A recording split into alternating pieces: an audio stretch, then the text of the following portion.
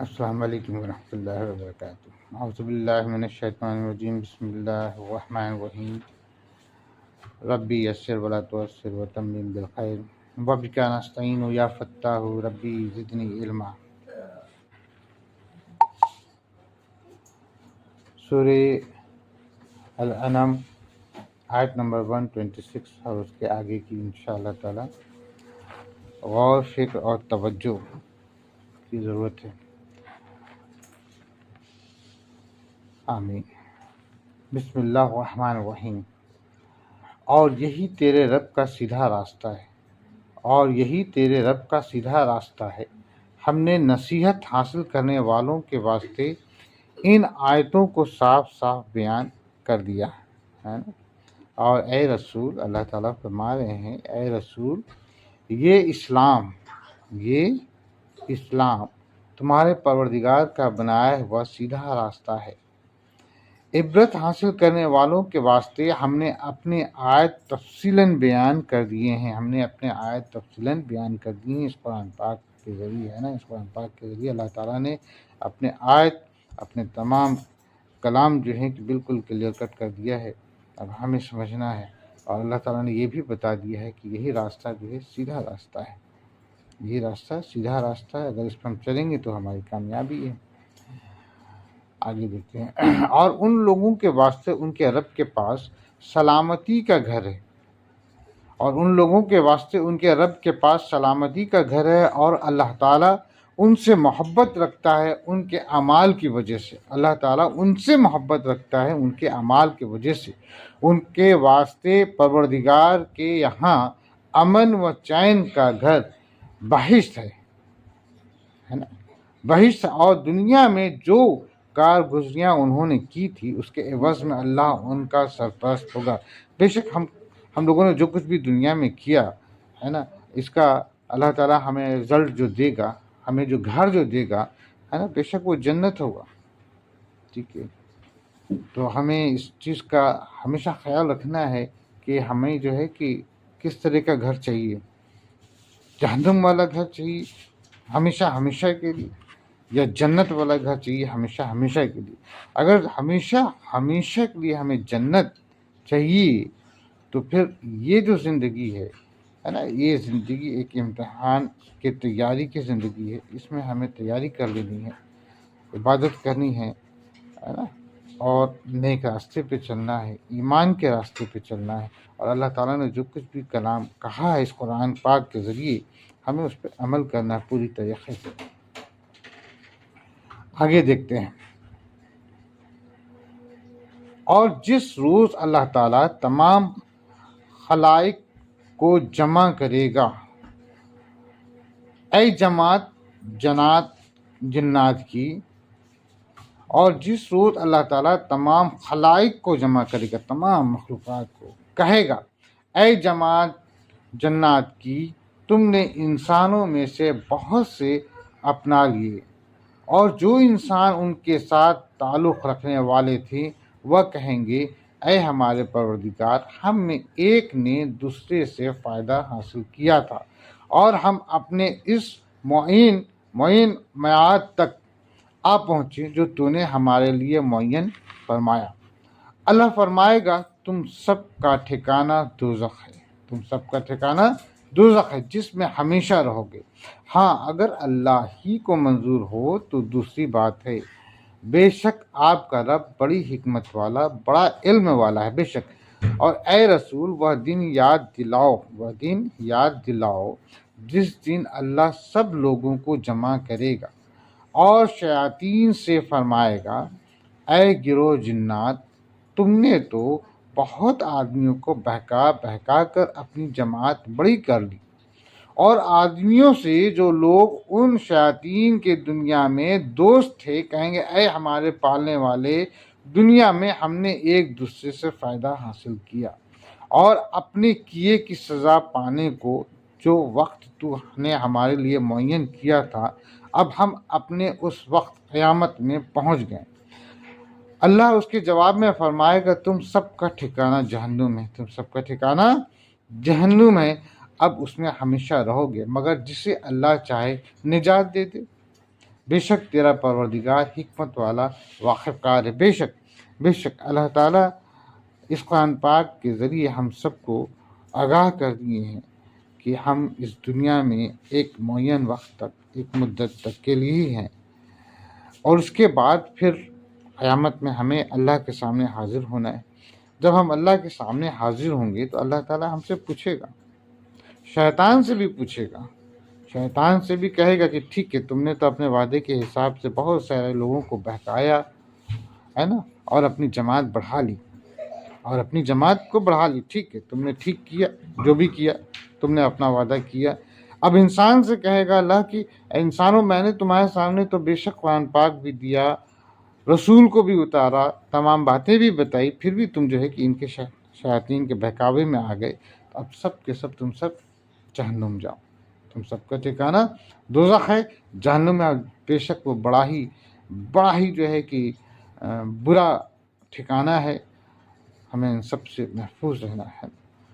تو ہاں، یہ الگ بات ہے، اللہ تعالیٰ جسے نجات دینا چاہے، ہمارا کو اللہ جانے کون سا ہمارا عمل ایسا اللہ کو پسند آ جائے تو اللہ چاہے تو نجات دے سکتا ہے، بے شک۔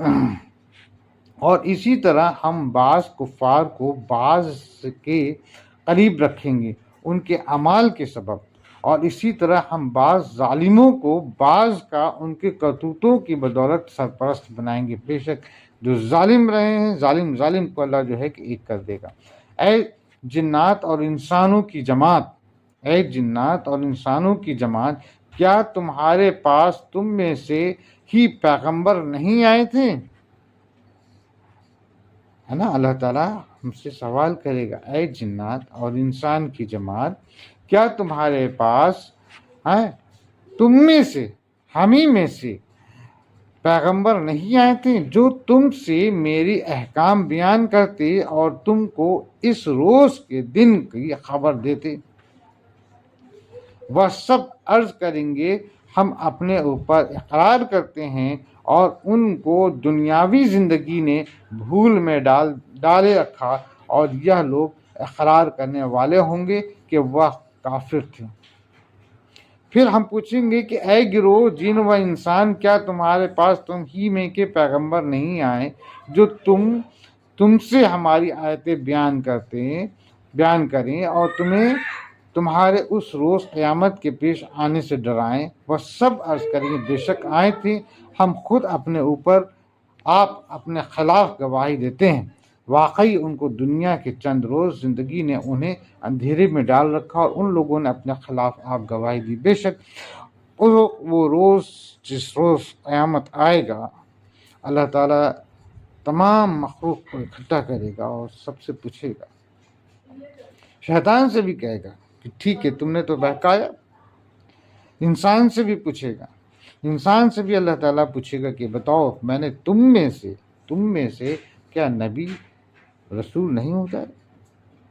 کیا انہوں نے تمہیں نہیں سب کچھ بتایا تھا؟ کیا اس روز کے بارے میں آگاہ نہیں کیا تھا؟ اس روز وہ سب کہیں گے کہ ہاں، ہمیں آگاہ کیا گیا تھا، ہمیں بتایا گیا تھا، سب کچھ بتایا گیا تھا، مگر ہم نے دنیا کی جو زندگی ہے نا، اس دنیا کی زندگی کو ہم نے جو ہے کہ اپنا اسی میں مزے میں، ہم دنیا کی زندگی کے مزے میں ان کی باتوں کو ہم نے ٹھکرا دیا، اور آج ہم کھڑے ہیں اس مقام پہ جس کا ہم سے وعدہ کیا گیا تھا، جس کا آپ کے رسول نے ہمیں بتایا تھا۔ تو اب کیا کرنا ہے؟ اب تو یہاں سے کوئی ریٹرن ہونا تو نہیں ہے نا، وہاں تو ہم نے پھر گواہی دینی ہے اپنی کہ ہاں ہم نے غلط کیا، ہاں ہم گنہگار ہیں، ہم مجرم ہیں، سب ثابت ہو جائے گا نا۔ وہاں پہ تو کوئی چھپانے کا یا کوئی وکیل یا کوئی اس طرح کی چیزیں ہوں گی، سب کچھ ثابت کلیئر ہوگا۔ ہم خود اپنے آپ میں کہیں گے کہ یس، ہم سے گناہ ہوا، ہم مجرم ہیں، ہم کافر ہوئے، ہے نا۔ ہم خود اپنا خلاف گواہی دیں گے، ہمارے اعضاء ہمارے خلاف گواہی دیں گے، ہمارے ہاتھ پیر ہمارے خلاف گواہی دیں گے۔ اوکے، آگے دیکھتے ہیں۔ یہ اس وجہ سے ہے کہ آپ کا رب کسی بستی والوں کو کفر کے سبب ایسی حالت میں ہلاک نہیں کرتا کہ اسے بستی کے رہنے والے بے خبر ہوں۔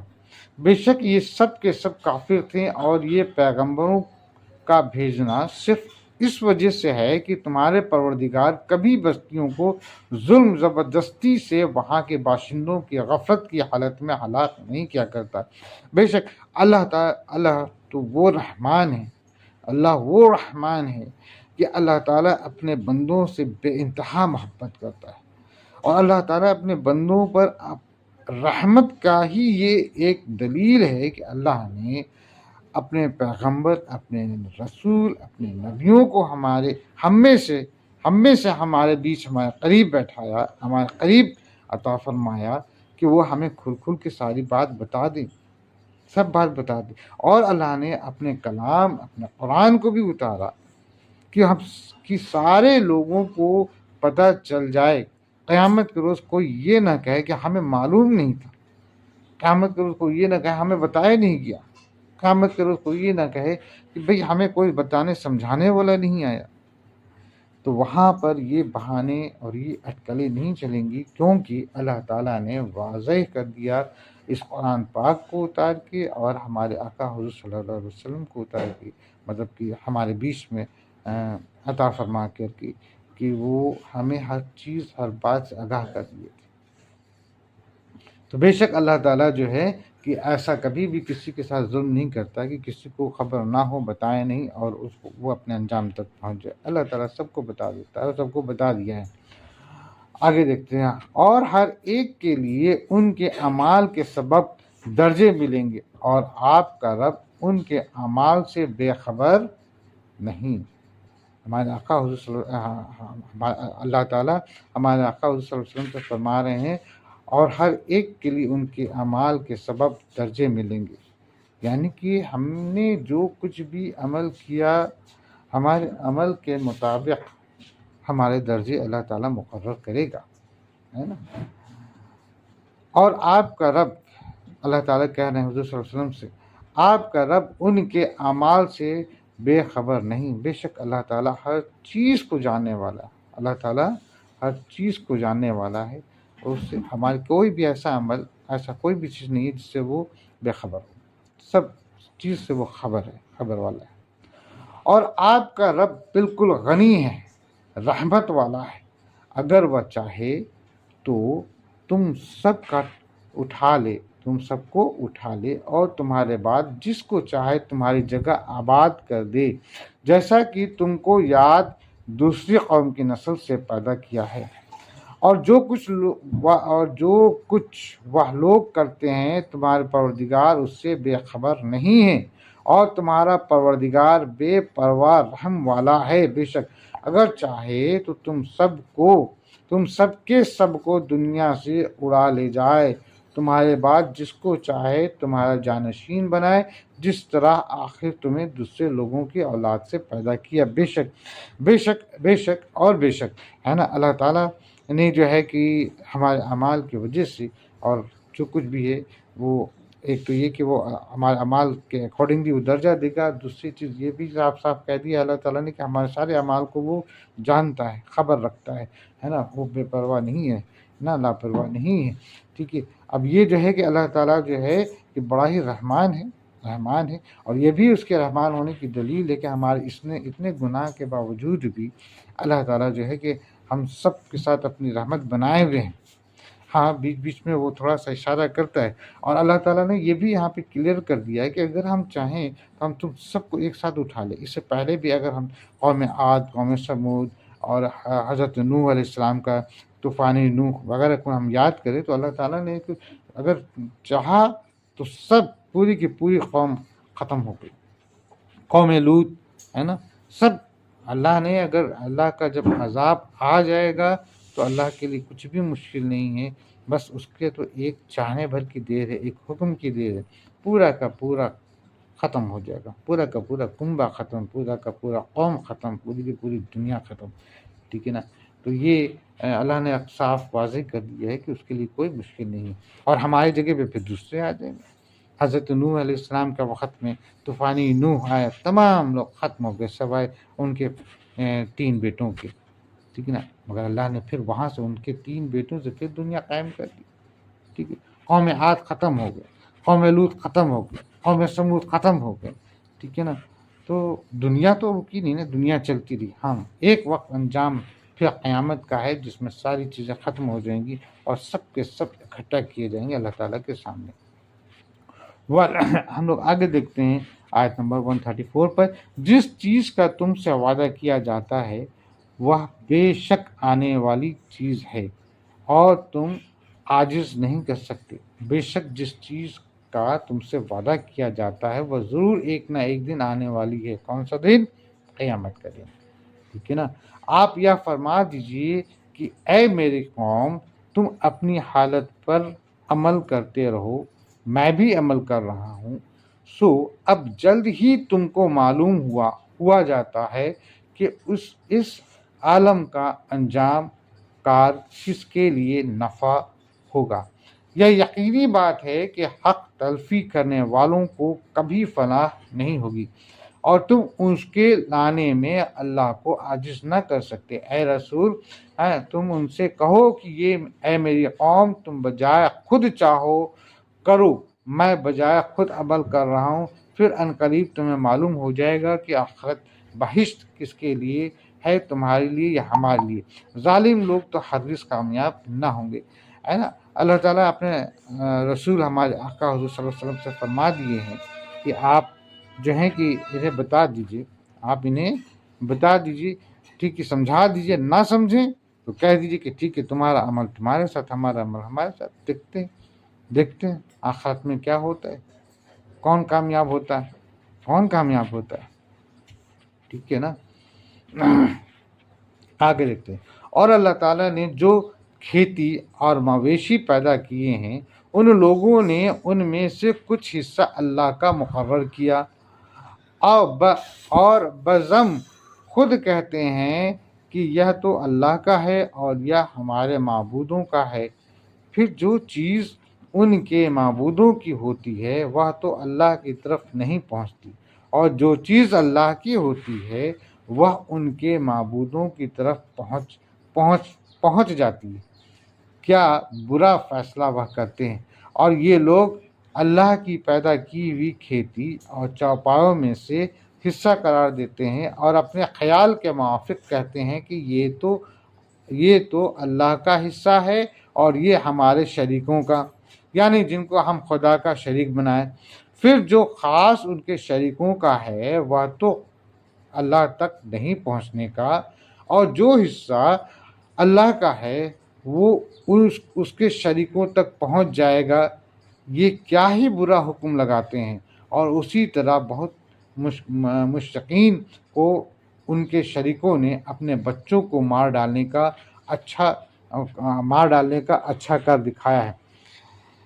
دیکھیے جو تمام مشرک تھے اور جو بھی اس زمانے کی، چاہے اس زمانے کی، ہے نا، جنہوں نے اللہ کے ساتھ اوروں کو بھی خدا بنا رکھا ہے، تو وہ کیا کرتے ہیں کہ اللہ کا ایک حصہ کر دیتے ہیں کہ اللہ کا، اور ایک حصہ جو ہے کہ اپنے ان خداؤں کا کر دیتے ہیں کہ یہ ان کے لیے مثلاً وغیرہ، ہے نا، آپ خود سمجھیں. تو اللہ تعالیٰ کہتے ہیں کہ ان کا یہ سوچنا ہے کہ اگر وہ جو ان کے نام پہ کر رہے ہیں وہ کیا اللہ تعالیٰ تک پہنچے گا، اور اللہ کے نام پہ جو کر رہے ہیں بے شک وہ اللہ تعالیٰ تو پہنچتا ہے. بے شک ہم اللہ سے جب رجوع کرتے ہیں تو بے شک اللہ ہم سے رجوع کرتا ہے نا. لیکن جب وہ ان لوگوں سے رجوع کرتے ہیں یا ان لوگوں کو کچھ دینے کی کوشش کرتے ہیں جن کو انہوں نے اللہ کا شریک بنا رکھا ہے، تو بے شک وہ اللہ تک تو نہیں پہنچتا، بے شک وہ اللہ تعالیٰ تک نہیں پہنچتا. لیکن وہ یہ سوچتے ہیں، ان کا یہ خیال ہے کہ یہ بھی اللہ تک پہنچ گیا ہے نا، یہ بھی اللہ تک پہنچ گیا اور اللہ اس سے ہم سے راضی ہوگا اور ہمیں اس کا فائدہ پہنچائے گا. تو یہ تو بات غلط ہے. یہ تو شیطان نے ان کے دماغ میں ڈال دیا کہ تم ایسا کرو تو اس کا بھی فائدہ تم کو ملے گا. کیسے ملے گا بھائی، جب وہ چیز اللہ تک پہنچی نہیں، جب اللہ اس سے خود راضی نہیں. تم نے اس چیز کو جو دیا یا جو کیا، تم نے اس میں اللہ تعالیٰ کا شریک بنا. کتنا بڑا یہ شرک تم کر رہے ہو. پھر یہ کیسے تمہارا دماغ کہتا ہے کہ وہ اللہ تعالیٰ جو ہے کہ تمہارے اس عمل سے خوش ہوگا، اللہ اس سے راضی ہوگا؟ ہرگز نہیں نا. اللہ کیسے راضی ہوگا؟ اللہ نے یہاں پہ کلیئر کر دیا کہ بھائی ایسا نہیں، شیطان نے تمہارے دماغ میں اس کام کو اچھا کر ڈالنے کا ہی کیا. یہاں تک کہ شیطان اور کچھ لوگ جو ہیں وہ بچے تک کا جو ہے کہ وہ کہتے ہیں کہ وہ کر دو، قتل کر دو. وہ پھر پہلے بھی چلتا تھا، ایون آج بھی چلتا ہے کہ وہ بلی چڑھانا بڑے ہوا ہے نا، آج بھی چل رہا ہے. تو یہ کس طرح کا نادانی ہے، کس طرح کی نادانی ہے. کوئی بھی شخص جو اس طرح کا سوچتا ہے، اللہ نے اس آیت میں بالکل کلیئر کر دیا کہ یہ صرف اور صرف شیطان کا بہکاوا ہے، اور شیطان نے ان کے دماغ میں ایسا ڈال دیا. ہرگز اللہ اس سے ناراضی ہوگا، نہ خوش ہوگا، نہ وہ چیز اللہ تک پہنچنے والی ہے، نہ وہ چیز اللہ تک پہنچنے والی ہے. کتنا برا یہ کام ہے کہ بچوں تک کا جو ہے کہ بلی اور وغیرہ یہ سب چیزیں تھیں اور ہیں، انفیکٹ ابھی بھی ہیں. لکا چھپی ہر جگہ ہو رہا، آج بھی لوگ کر رہے ہیں. تو اللہ تک وہ ساری چیزیں نہیں پہنچیں گی. آئی تھنک شاید مجھے کلیئر کرنے میں مشکل ہوئی ہوگی، آپ سمجھ سکتے ہیں بہتر. بہرحال اور دیکھیں، اور اسی طرح بہت سے مشرکین کے خیال میں ان کے معبودوں نے ان کی اولاد کے قتل کرنے کے مستحسن بنا رکھا ہے تاکہ وہ ان کو برباد کرے اور تاکہ ان کے دین کو ان پر مشتبہ کر دے. اور اگر اللہ کو منظور ہوتا تو یہ ایسا کام نہ کرتے. تو آپ ان کو اور جو کچھ یا غلط باتیں بنا رہے ہیں یوں نہیں رہنے دیجیے تاکہ انہیں بدی ہلاکت میں ڈال دیں اور ان کے سچے دین کو ان پر ملا جلا دیں. اور اگر اللہ چاہتا تو لوگ ایسا کام نہ کرتے. تو تم اے رسول اور ان کی افطرا پردازیوں کو اللہ پر چھوڑ دو. اور یہ لوگ اپنے خیال کے موافق کہنے لگے کہ یہ چوپایا اور یہ کھیتی اچھوتی. یعنی کہ اللہ تعالیٰ کے علاوہ جن شریکوں کے لیے ان لوگوں نے وہ سارے برے عمل کیے اور وہ یہ سوچے کہ یہ اس سے جو ہے کہ ان کے شریک بھی خوش اور اللہ بھی خوش. تو اول تو یہاں پہ اللہ کہہ دیا صاف کہ اللہ نہ اس سے راضی ہوگا، نہ وہ اللہ تک پہنچے گا، ہے نا. جو دوسرے کے نام پر ان لوگوں نے رکھ رکھا ہے یا کر رکھا ہے یا جو کچھ بھی کرتے ہیں، ایک بات.